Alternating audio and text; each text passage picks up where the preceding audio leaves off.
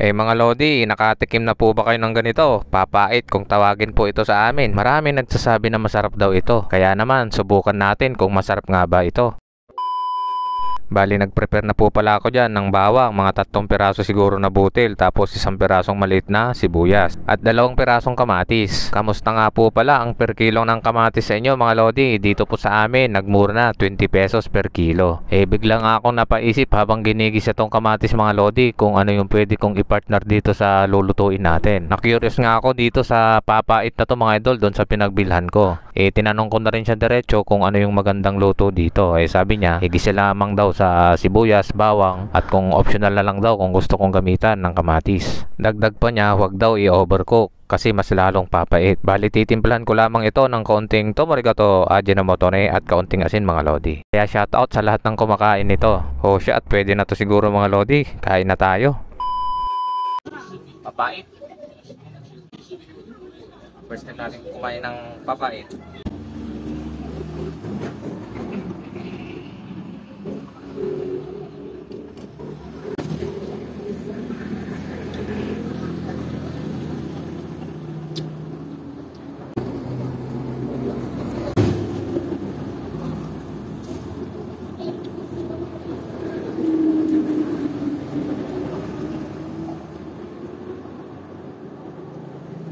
Aba, talagang masasabi ko sa papait na to, talagang literal na mapait. Basta ang alam ko mga idol, may magandang benepisyo yan sa ating katawan. Mapait man yan o maasim.